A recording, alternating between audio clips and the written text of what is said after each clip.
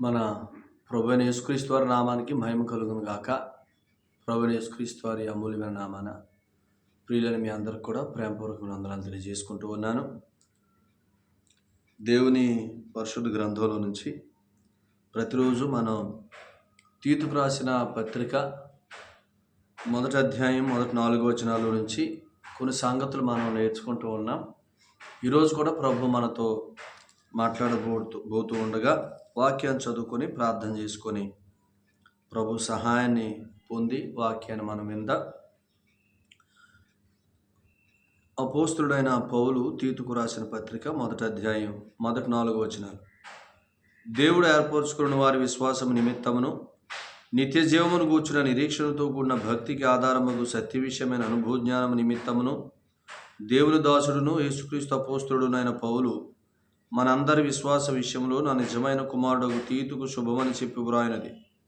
ఆ నిత్య జీవమును అబద్ధమాడనేరని దేవుడు అనాది కాలమందే వాగ్దానం చేసిన గాని ఇప్పుడు మన రక్షకుడైన దేవుని ఆజ్ఞ ప్రకారము నాకు అప్పగింపబడిన సువార్త ప్రకటన వలన తన వాక్యమును యుక్త కాలముల యందు బయలుపరచెను.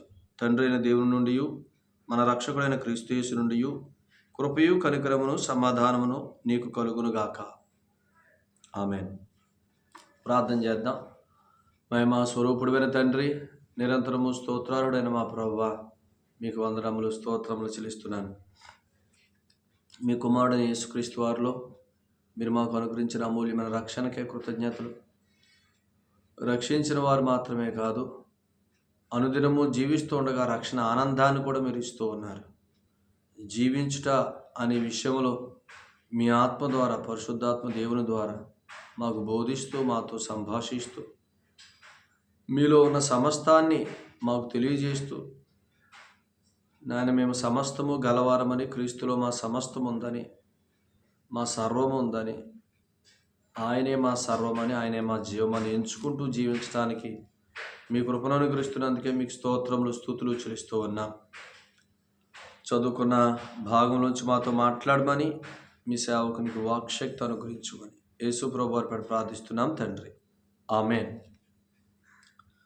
ప్రభునందు ప్రియులారా, మనం చదువుకునే భాగంలో 2-4 వచనాలు కలిసి ఉన్నాయి. 2వ వచనం నేను చదువుతున్నాను. నేను నిత్య జీవమును గూర్చిన నిరీక్షణతో కూడిన భక్తికి ఆధారముగు సత్య విషయమైన అనుభవజ్ఞానము నిమిత్తము. చూసారా, భక్తికి ఆధారమైన సత్య విషయమైన అనుభవజ్ఞానం నిమిత్తము ఈ పత్రిక వ్రాసింది. ఏ భక్తి అంటే నిత్య జీవమును గూర్చిన నిరీక్షణతో కూడిన భక్తి. నిత్య జీవం అంటే ఏం కాదని చెప్పుకున్నా, పరలోకంలో ఎప్పుడో ఒక రోజు ఉంటాం అనేది కాదు. నిత్య జీవం అంటే ఈ లోకంలో జీవిస్తున్న దినాలన్నిటిలో ప్రతిరోజు జీవించుట, ప్రతిరోజు ఆయన మూలముగా జీవించుట అనేది నిత్య జీవం. ఆయన మూలంగా ప్రతిరోజు జీవించడం అనేది ఎందుకు ఉంది అని అంటే, ఆయన మూలముగా రక్షించబడ్డాం కాబట్టి. ఆయన మూలముగా రక్షించబడ్డాం, దాన్ని దేవుని మూలముగా పుట్టుట అన్నాడు యోహాను మొదటి పత్రిక 5వ అధ్యాయం మొదటి 3 వచనాల్లో.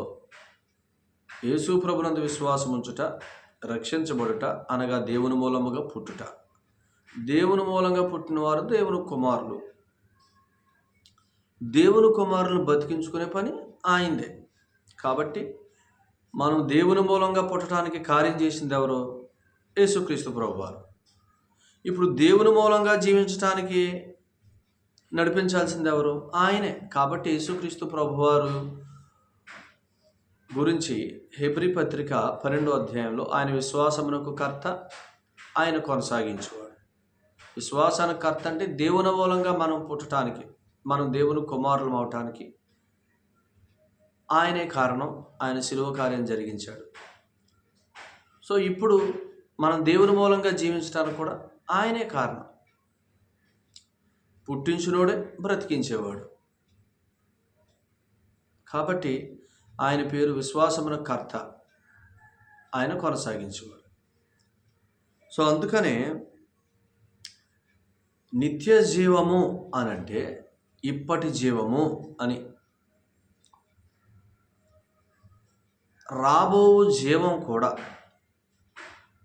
రేపు యేసు ప్రభువుతో మనం ఉండబోయే జీవం కూడా, రేపు మహిమ దేహాలు ధరించుకున్న తర్వాత క్రీస్తు న్యాయపీఠం ఎదుట మనం నిలబడబోతున్నాం. అక్కడ తీసుకోబోయే జీతము కూడా, 1000 ఏండ్ల రాజ్యంలో మనం అనుభవించబోయే ఆ జీవితము కూడా, అన్నీ కూడా ఇప్పటి జీవం మీద ఆధారపడి ఉన్నాయి.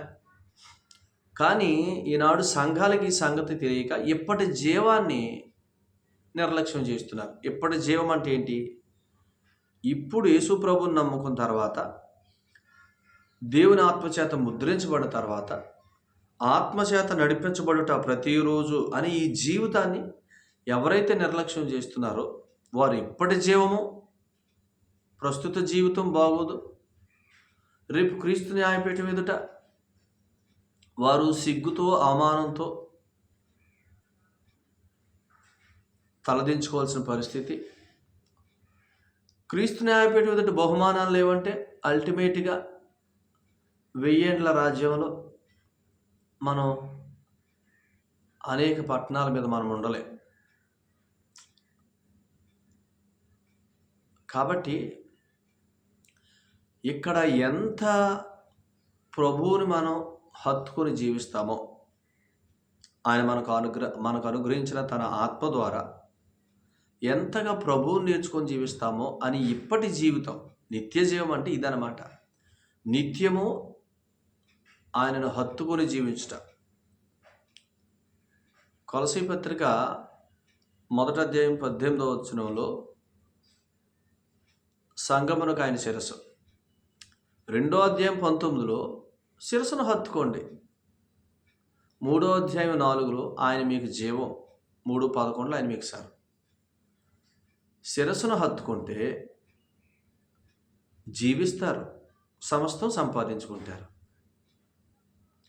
అసలు ఆయన మనకు శిరసై ఉండటానికి ముందు ఏమయ్యాడు? కొలసీ పత్రిక 1వ అధ్యాయం 14లో విమోచనమయ్యాడు. ఆ కుమారుని యందు మనకు విమోచనం అనగా మన పాపములకు క్షమాపణ మనకు కలిగి ఉన్నది అని అన్నాడు. అంటే కొలసీ 1:14లో మనకు విమోచనమయ్యాడు, మనల్ని విమోచించాడు. అంటే మనల్ని దేవుని మూలంగా పుట్టినవారుగా చేశాడు. అంటే ఆయన విమోచనలో ఏం జరిగింది? నీతిమంతులమయ్యాం, దేవుని కుమారులమయ్యాం, పరలోకంలో కూర్చోబెట్టబడ్డాం, పరిశుద్ధాత్మకు ఆలయాలమయ్యాం. అంటే విమోచించిన వాడు మనకి ఏమై ఉన్నాడు? శిరసై ఉన్నాడు. శిరసై ఉన్నది ఎందుకు? మనం ఆయన హత్తుకోవటానికి. మనం ఆయన హత్తుకుంటే ఆయన మనకి ఏమై ఉంటాడు? జీవింపజేస్తాడు. అర్థమైందా? విమోచించిన వాడే జీవింపు చేయవాడు. అందుకని 1వ అధ్యాయంలో విమోచనము, తర్వాత ఆయన శిరసై ఉన్నాడు. వెంటనే 3వ అధ్యాయంలో ఆయన జీవము సర్వము అన్నాడు. మధ్యలో 2వ అధ్యాయంలో శిరస్సును హత్తుకుంటే, మీ విమోచకుడే మీ శిరస్సు, ఆయన హత్తుకుంటే మిమ్మల్ని జీవింపజేస్తాడు. సర్వము మీరు ఆ జీవంలో సంపాదించుకుంటారు. ఇలా అనుకోండి. కొలసీ పత్రిక 1వ అధ్యాయము, హెబ్రీ పత్రిక 1వ అధ్యాయం మీరు ఆలోచన చేయండి. హెబ్రీ పత్రిక 1వ అధ్యాయం 4వ వచనంలో పాపముల విషయంలో శుద్ధీకరణం చేశాడు. అంటే విమోచనము లేదా రక్షణ. హెబ్రీ పత్రిక 1వ అధ్యాయం 14లో రక్షణ స్వాస్థ్యము. హెబ్రీ పత్రిక 1:4లో రక్షణ, 1:14లో రక్షణ స్వాస్థ్యం. అంటే రక్షణ స్వాస్థ్యం. రక్షణలో ఆయన ఏమై ఉన్నాడు? విశ్వాసమున కర్త అయి ఉన్నాడు. రక్షణ స్వాస్థ్యంలో ఆయన ఏమై ఉన్నాడు? కొనసాగించేవాడై ఉన్నాడు. ఇప్పుడు మనం వింటున్న పాఠాన్ని బట్టి ఆయన ఎవరు? ఆయన విమోచకుడు మాత్రమే కాదు, జీవము. ఆయన విమోచకుడు అంటే రక్షణ, ఆయన జీవము సర్వము అంటే కొనసాగింపు. సో ఈ రెండిట్లకి మధ్యలో, విమోచనకు ఆయన మనకు జీవము సర్వమై ఉండటానికి మధ్యలో ఒక అధ్యాయం ఉంది, కొలసీ పత్రిక 2వ అధ్యాయం. అందులో 2:19 శిరస్సును హత్తుకొనుట. మీకు ఈ సంగతి తెలిసే యేసు ప్రభువారు యోహాను 15లో నేను ద్రాక్షావల్లిని, మీరు తీగలు అని అన్నారు. తీగలు ద్రాక్షావల్లిలో ఉంటేనే కానీ ఫలింపవు అని అన్నాడు. ఇప్పుడు ద్రాక్షావల్లి అనేది ఏంటి? కొలసీ పత్రిక 1వ అధ్యాయం. తీగలు అనేది ఏంటి? సంఘం అనుకోండి. ఇప్పుడు తీగలు ద్రాక్షావల్లు ఉంటేనే ఫలిస్తాయి అన్నది ఏ అధ్యాయం? కొలసీ పత్రిక 3వ అధ్యాయం. మధ్యలో 2వ అధ్యాయం ఏంటి? తీగలు ద్రాక్షావల్లిలో ఉండుట అనేది 2వ అధ్యాయం. ఆయన ద్రాక్షావల్లి మనందరినీ తీగలుగా చేసుకున్నట్టు రక్షించుకొని, ఇప్పుడు ఈ తీగలు ద్రాక్షావల్లిలో ఉండుట 2వ అధ్యాయం. ఉంటే ఫలిస్తాయి 3వ అధ్యాయం. సో అందుకని రక్షణ స్వాస్థ్యం. యేసు క్రీస్తు ప్రభువునందు రక్షణ ఉంది, రక్షణ స్వాస్థ్యం ఉంది. అంటే విమోచనం ఉంది, విమోచన సంబంధమైన జీవితం ఉంది. రక్షణ ఉంది, రక్షణ సంబంధమైన జీవితం ఉంది. విడుదల ఉంది, విడిపించబడిన వారి స్వాస్థ్యము ఉంది. రక్షణ స్వాస్థ్యం. చూసారు, ఇది కంపల్సరీ. చాలా భయంకరమైన పరిస్థితి ఏంటంటే, ఈనాడు రక్షించబడటం వరకు చెప్తున్నారు కానీ రక్షణ తర్వాత క్రీస్తు యేసునందున్న జీవము, ఆయన మూలముగా కలిగే జీవితము, ఆయన ద్వారా జీవించే జీవితం అనే దాని విషయంలో ఎవరు బోధించట్లేదు. ఎందుకనంటే విశ్వాసి అనే వ్యక్తి యొక్క స్థితి ఏంటో అర్థం కాదు. మెయిన్ ఇదే. విశ్వాసి యేసు ప్రభువుని నమ్మినప్పుడు తాను ఏమై ఉన్నాడో అనేది ఎరగటమే యథార్థత లేదా మంచి మనస్సాక్షి అని అన్నాడు. అది యథార్థమైన భక్తి. యేసు ప్రభునందు విశ్వాసం మూలంగా దేవుని ఎదుట నా స్థితి నీతిమంతుడు, క్రీస్తుతో పరలోకంలో నేను కూర్చున్నాను. ఇది యథార్థమైన స్థితి, ఇది యథార్థమైన భక్తి. ఇది ఎరగటం, దీన్నే మంచి మనస్సాక్షి అన్నాడు. ఈ మనస్సాక్షిని ఎవరైతే కలిగి జీవిస్తూ ఉంటారో వారికి ఆయన సహాయం చేయగలుగుతాడు. ఎందుకు? వారు యథార్థంగా ప్రవర్తిస్తున్నారు అనగా ఆయన కార్యము యొక్క విలువను వారు తగ్గించట్లే జీవిస్తున్న దినాలన్నిటిలో. కాబట్టి ఆయన వారికి సహాయం చేయగలడు. ఇప్పుడు అలా కాదు. యేసు ప్రభునందు విశ్వాసం ఉంచినప్పుడు నేను నీతిమంతుడిని, నేను దేవుని కుమారుడిని అయ్యాను, ఆనాడే క్రీస్తుతో పరలోకంలో కూర్చోబెట్టబడ్డాను, ఆనాడే పరిశుద్ధాత్ముడు నాలోకి వచ్చాడు నన్ను జీవింప చేయటానికి అని ఎరగలేదనుకోండి, ఇది యేసు ప్రభుని నమ్మినప్పుడు జరిగిన కార్యం, ఇది సత్యం. ఈ సత్యాన్ని నమ్మలేదనుకోండి, వారు ఏం చేస్తున్నారు? క్రీస్తు కార్యాన్ని చులకం చేస్తున్నారు.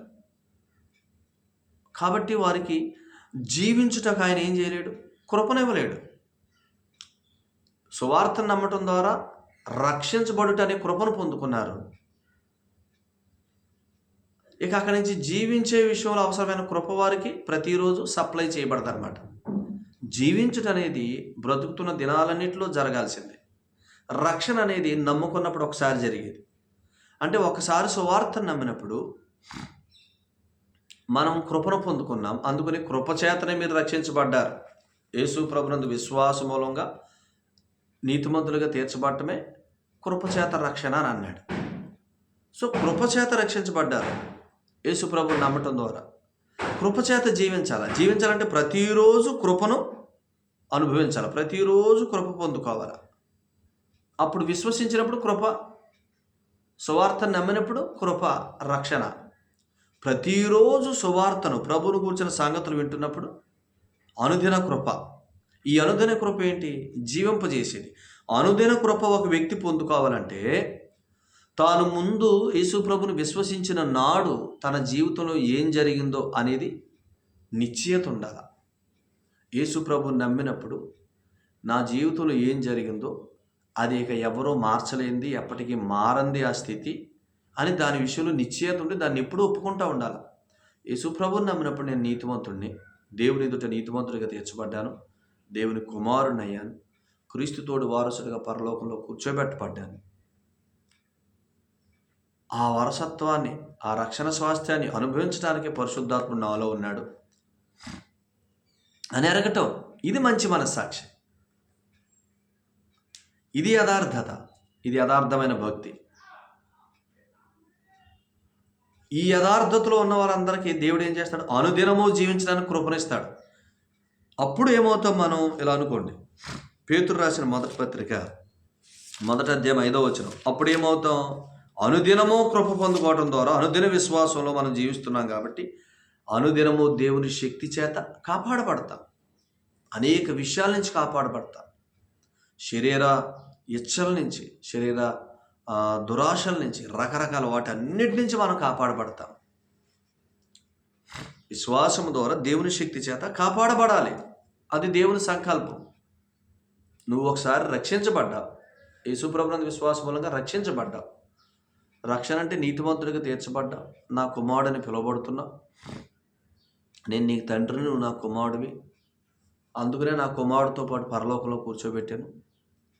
జీవిస్తున్న దినాలన్నింటిలో ఆ అనుభవంతో జీవించడానికి పరిశుద్ధాత్మని ఇచ్చాను అని ప్రభువు చెప్తున్నాడు. ఇప్పుడు అక్కడి నుంచి ప్రతిరోజు విశ్వాసము ద్వారా దేవుని శక్తి చేత కాపాడబడుట, విశ్వాసం ద్వారా దేవుని శక్తి చేత కాపాడబడుట. అందుకనే ప్రతిరోజు విశ్వాస వాక్యాన్ని వినాల. విశ్వాస వాక్యం వినాలి అనంటే మనలో ఆ నిశ్చయత ఉండాల. రక్షణను కూర్చుని నిశ్చయత ఉండాల.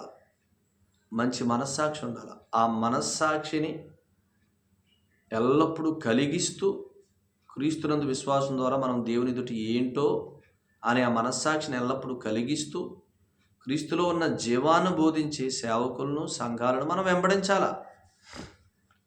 కానీ ఈనాడు ఏమైపోయింది చెప్పండి? సేవకులకే తెలియదు, వారే చెప్పరు. కానీ వారు ఎక్కడికి వెళ్ళలేవారు. పలానా చోటకు వెళ్తున్నారంటే శాపాలు పెడతారేమో అని మీ భయం. ఎవరు శాపాలు మనకు తగలవు. యేసుప్రభువు వారు మనల్ని ఆశీర్వాదానికి వారసులుగా చేశాడు. భయపడొద్దు. సత్యం విషయంలో ధైర్యంగా ఉండండి. మనం ఇప్పుడు మారిపోతే, ఇప్పుడు సంఘం మారితే లేనిపోని చుట్టుకుంటే ఇదో భయం ఏమావు. సత్యం కొరకు మీరు ఎక్కడికైనా వెళ్ళొచ్చు. అయితే మీకు ఒక సంగతి నేను చెప్పి మనం ముగించుకుందాం. ఇక్కడ సత్య విషయమైన అనుభవ జ్ఞానం అని అన్నాడు. 2 సంగతులు చెప్తా. మీకు చెప్పా, రక్షణ ఉంది, రక్షణ స్వాస్థ్యం ఉంది. రక్షణ అంటే నమ్మినప్పుడు మన జీవితంలో మనకు కలిగిన స్థితి, మనం నీతిమంతులు, దేవుని కుమారులు. రక్షణ స్వాస్థ్యం అంటే జీవితం. సో కాబట్టి జీవితం ఉందన్నమాట. ఆ జీవితం కొరకే మనం ఏం చేయాలా? శిరస్సును హత్తుకోవాలా, ద్రాక్షావళిలో ఉండాలా. అర్థమైందా? దీన్ని ఏమన్నాడనంటే ఆత్మ చెప్పు సంగతుల చేత జీవించుట అని అన్నాడు. శిరస్సును హత్తుకునుట, ద్రాక్షావళిలో ఉండుట మనం ఫలించటానికి మూలమైతే, ఇప్పుడు మన భాషలో, సంఘం యొక్క భాషలో మనలో నివసిస్తున్న పరిశుద్ధాత్ముని హత్తుకొనుట, ఆత్మ చెప్పు సంగతుల చేత జీవించట అంటే మనం ఏం అపేక్షించాలా? ఆత్మ ప్రభువా, నువ్వు నాలో ఉన్నా, నాలో ఉండి నన్ను జీవింపు చేయడానికి ఇష్టపడుతున్నా. నీ ద్వారా కలిగే ఆ జీవం నాకు కావాలి. నువ్వు నాతో నా జీవానికి మూలమైన సంగతులు మాట్లాడు. నా జీవమైన క్రీస్తు గురించి మాట్లాడు. నా సర్వమైన క్రీస్తు గురించి మాట్లాడు. ఆయన గూర్చిన సంగతుల చేత నన్ను జీవింపచేయి. ఆయనలో ఉన్న జీవాన్ని నేను అనుభవించడానికి నువ్వు నాకు సహాయం చేయి అని పరిశుద్ధాత్మకు మనం అప్పగించుకోవాలి. ఇలా అందాం. సత్యమును కూర్చిన అనుభవ జ్ఞానం అనేది జీవిస్తున్న దినాలన్నింటిలో మనం అనుభవించేది. అనుభవ జ్ఞానం అంటేనే అనుభవించడం ద్వారా కలిగే జ్ఞానం. సత్యం వేరు, సత్యం విషయమైన అనుభవ జ్ఞానం వేరు. సత్యం ఏంటి? ఆయన నిన్ను ప్రేమించాడు, సత్యం. ఆయన నిన్ను ప్రేమించి నీ పాపము కొరకు ప్రాయశ్చిత్తం చేశాడు. ఆయన యేసుప్రభునందు విశ్వాసం ఉంచిన నిన్ను నీతిమంతుడిగా తీర్చి తన కుమారుడిగా చేసుకున్నాడు. నిన్ను పరలోకంలో కూర్చోబెట్టి నీకు తన ఆత్మని ఇచ్చాడు. ఇది సత్యం. సత్యమును కూర్చున్న అనుభవ జ్ఞానం ఏంటి? ఆ ఆత్మ ద్వారా క్రీస్తును కూర్చున్న జీవాన్ని అనుభవించటం. అర్థమైందా? మనకి ఇవ్వబడిన ఆత్మ ద్వారా, రక్షించబడినప్పుడు మనకి ఇవ్వబడిన ఆత్మ ద్వారా ఆత్మ నడిపింపులో ఉంటూ ప్రతిరోజు ఆత్మ చెప్పు సంగతులు వింటూ క్రీస్తులో ఉన్న జీవాన్ని అనుభవించటం అంటే కొనసాగింపులో ఉండటం, రక్షణ స్వాస్థ్యంలో ఉండటం.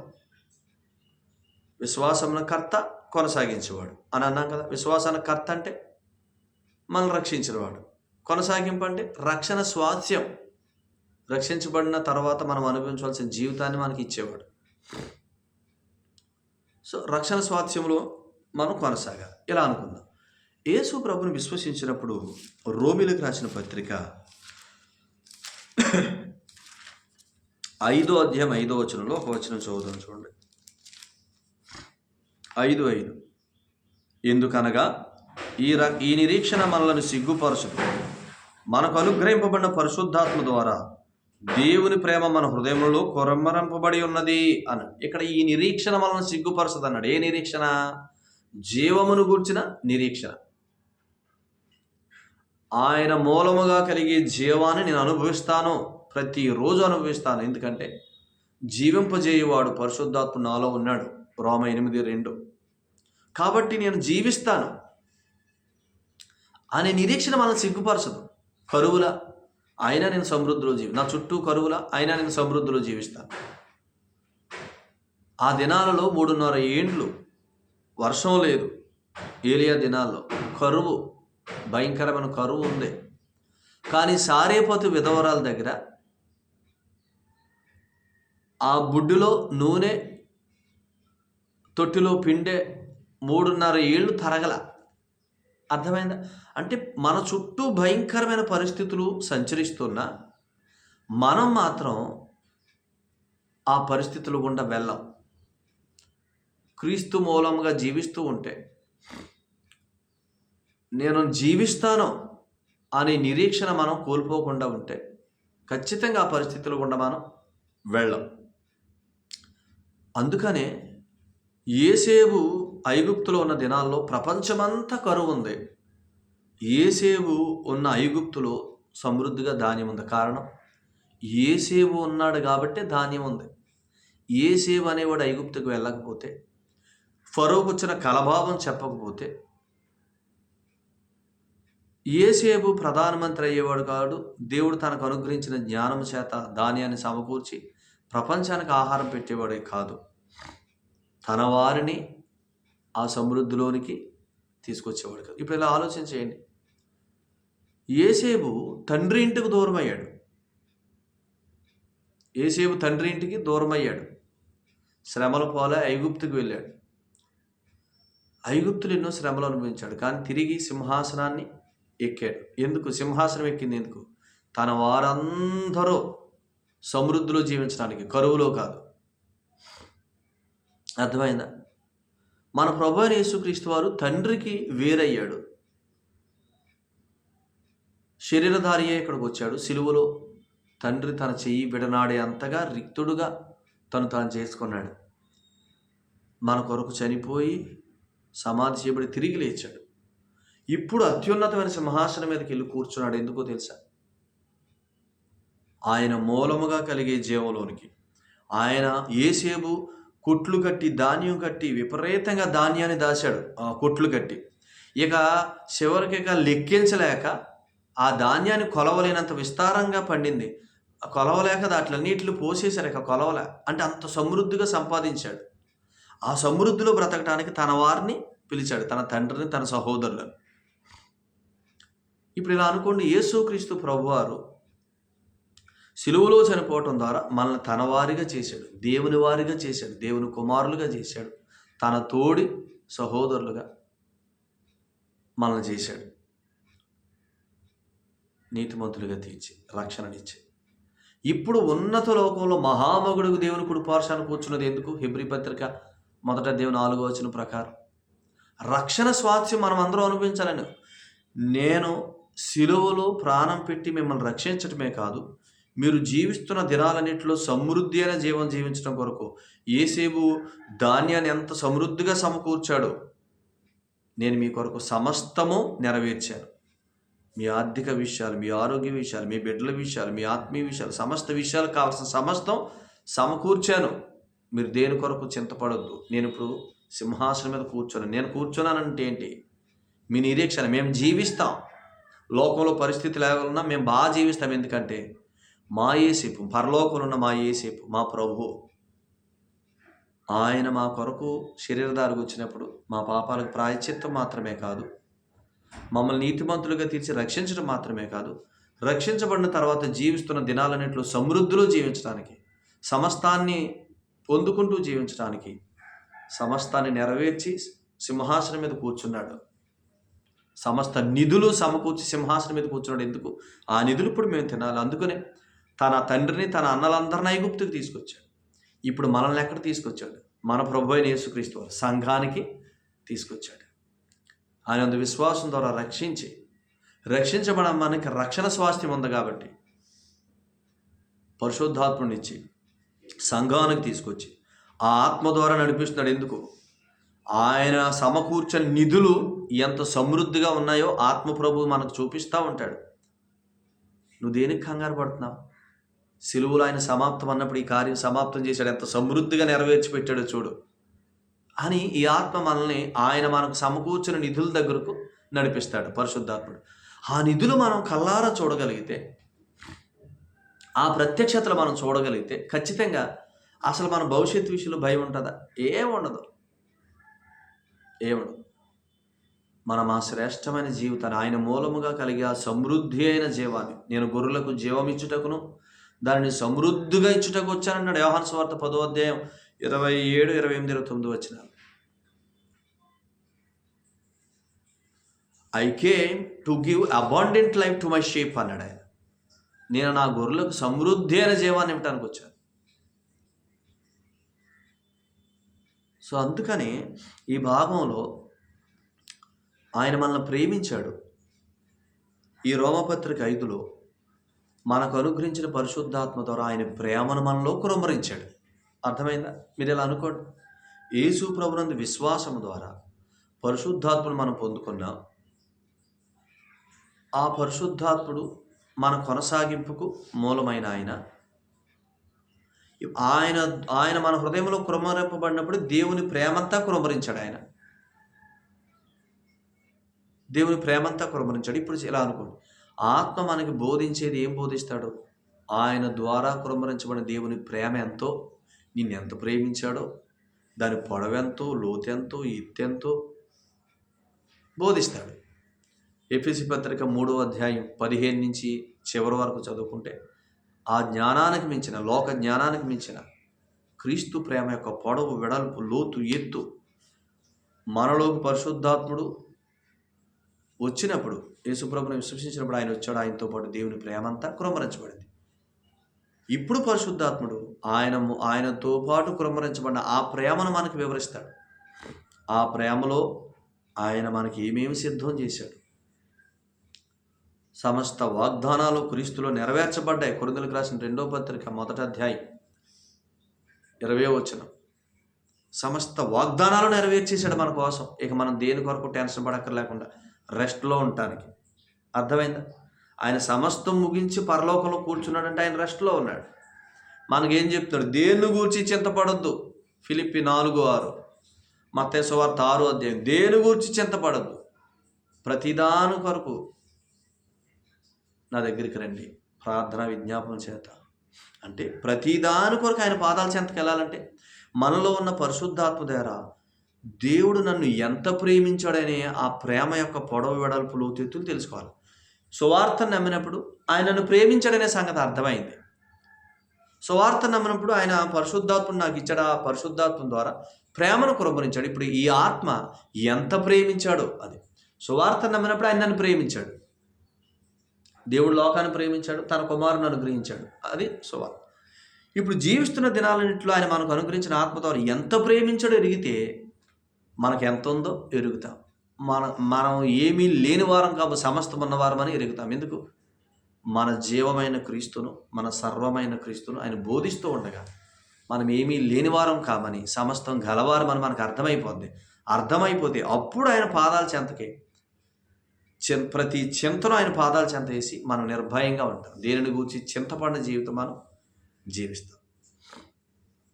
అప్పుడు ఆయనలో జీవించే జీవితం ద్వారా సమస్తము సంపాదించుకుంటాం. అట్టి జీవితం కొరకే.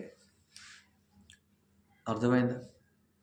ఆయనను ప్రేమించి నా కొరకు ప్రాణం పెట్టాడు. సత్యం. నాలో తన ఆత్మ ద్వారా తన ప్రేమనంతా కురమరించాడు. ఇప్పుడు ఆయన ఆత్మను అనుసరించి జీవించడం ద్వారా, ఆత్మ చెప్పు సంగతుల చేత జీవించడం ద్వారా ఆ ప్రేమ యొక్క పొడవు, వెడల్పు, లోతు, ఎత్తులు కొంచెం కొంచెంగా అనుభవపూర్వకంగా నేను తెలుసుకుంటాను. దీన్నే అనుభవ జ్ఞానం అన్నాడు. దేవుడు నాలో కుమ్మరించిన తన ప్రేమెంతో ఆయన ఆత్మ ద్వారా నేను తెలుసుకోవటమే అనుభవ జ్ఞానం. ఆ అనుభవ జ్ఞానంలోనే సర్వము సంపాదించుకుంటాం. చదవండి, ఒక్క మాట చదువు, నేను ప్రార్థన చేస్తాను. పేతురు రాసిన 2వ పత్రిక 1వ అధ్యాయం. పేతురు రాసిన 2వ పత్రిక 1వ అధ్యాయం. నేను అవసరాన్ని బట్టి మనకు అవసరమైన మాట చదువుతున్నాను. 2వ అధ్యాయం 2-3 వచనాలు. పేతురు రాసిన 2వ పత్రిక 1వ అధ్యాయం, క్షమించండి, పేతురు రాసిన 2వ పత్రిక 1వ అధ్యాయం 2-3 వచనాలు. తన మహిమను బట్టి, గుణాతిశయమును బట్టి, మనల్ని పిలిచిన వాని గూర్చిన అనుభవ జ్ఞానం మూలముగా ఆయన దైవశక్తి జీవమునకును భక్తికి కావలసిన వాటన్నిటిని మనకి చూశారు. పిలిచిన వాని గూర్చిన అనుభవ జ్ఞానం మూలముగా ఆయన నన్ను ఎంత ప్రేమించాడో అనేది ప్రతిరోజు కొద్ది కొద్దిగా ఎరగటమే మన పని. ఆయన ఎంత ప్రేమిస్తున్నాడు అనేది ఎరగటమే అనుభవ జ్ఞానం. ఆ అనుభవ జ్ఞానాన్ని నువ్వు ఎరుగుతున్న కొద్దీ జీవమునకు భక్తికి, అంటే నీ జీవితానికి, నీ కుటుంబానికి, నీ సంఘానికి, నీ పరిచర్యకు, నీ అభివృద్ధికి, నీ క్షేమానికి, నీ భద్రతకు కావలసినవన్నీ, అలాగే నీ భక్తి విషయంలో కావలసినవన్నీ నువ్వు పొందుకుంటావు. అందుకు నీ నిరీక్షణ మనల్ని సిగ్గుపరచదు. ఎందుకో తెలుసా? ఆయన మనకు అనుగ్రహించిన ఆత్మ ద్వారా ఆయన ప్రేమంతా కురమరించాడు. ఇప్పుడు ఆత్మ చెప్పు సంగతుల చేత, ప్రకటన గ్రంథం 2:7, ఆత్మ సంఘములతో చెప్పుచున్న మాట చెవిగలవాడు వింటే, ఆత్మ చెప్పు సంగతుల చేత సంఘము జీవిస్తే ఖచ్చితంగా దేవుని ప్రేమ యొక్క పొడవు, వెడల్పు, లోతెత్తులు తెలుసుకుంటాం. ఆయన ప్రేమ ఎంతో తెలుసుకోవటమే అనుభవ జ్ఞానం. క్రీస్తును కూర్చున్న అనుభవ జ్ఞానం, ఆ పిలిచిన వాని కూర్చున్న అనుభవ జ్ఞానం మూలంగా భక్తికి, బ్రతికి కావలసినవన్నీ సంపాదించుకుంటాం. ఇదే దైవభక్తి. దైవభక్తి అంటే స్వస్థతలకు ఒక చోటకి, అద్భుతాలకు ఒక చోటకి, ఇంకో దానికి ఒక చోటకి, మనల్ని 4 రకాలుగా తిప్పేది కాదు. అర్థమైంది మీకు? ఇది లోకం. కానీ క్రీస్తు సర్వం మనలో ఉంచాడు.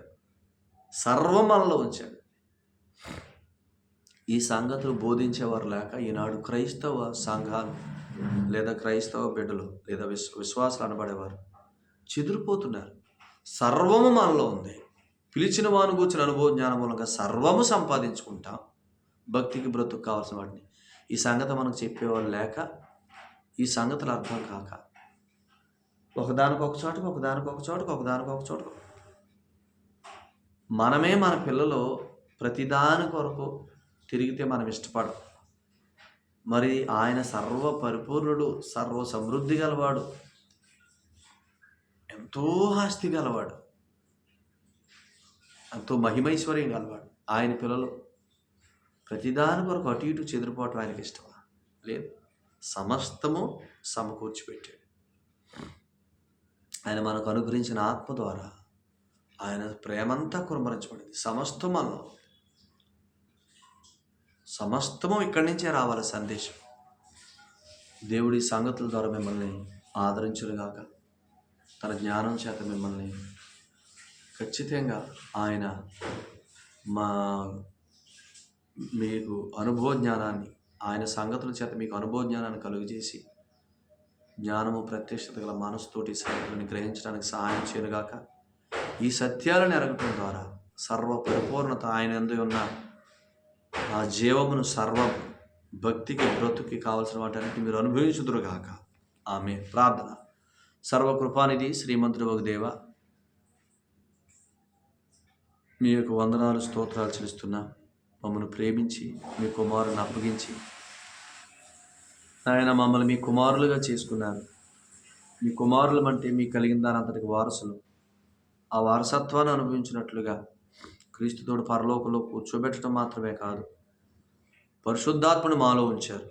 ఆ ఆత్మ ద్వారా మీ సమృద్ధి అయిన ప్రేమను కురమరించి, మీ ప్రేమ యొక్క పొడవు, వెడల్పు, లోతు, ఎత్తులు ఎంతో తెలుసుకుంటూ సాగటం ద్వారా, మిమ్మల్ని కూర్చున్న అనుభవ జ్ఞానం ద్వారా భక్తికి, బ్రతుకి కావలసిన వాటన్నిటిని మాకు దయచేస్తున్నందుకే స్తోత్రాలు చెల్లిస్తాం. ఇటు సంగతులను బట్టి మీ కృతజ్ఞతలు చెల్లిస్తూ మా ప్రియులందరూ వీటిని గ్రహించి నేను సత్యమును కూర్చుని అనుభవ జ్ఞానాన్ని ఎరిగి క్రీస్తులో సర్వమున్నాయని నాయన మీ వైపు మాత్రమే చూస్తూ మీరు విశ్వాసమున కర్త మాత్రమే కాదని, కొనసాగించేవాడి మీరు రక్షించేవారు మాత్రమే కాదని, రక్షణ స్వాస్థ్యం ఇచ్చేవారని ఎరిగి చక్కగా కొనసాగటాన్ని మీ కృప చూపించండి. వారిని, వారి కుటుంబాలను, వారి కలిగిన సమస్తాన్ని మీరు దీవించండి. మైన ఎవరైనా బలహీనలు ఉంటే, రోగులు ఉంటే మీ గాయాలలో ఉన్న స్వస్థత వారికి మీరు ఇచ్చి సమృద్ధిగా స్వస్థత అనుగ్రహిస్తున్నారని మేము స్తుతిస్తున్నాం.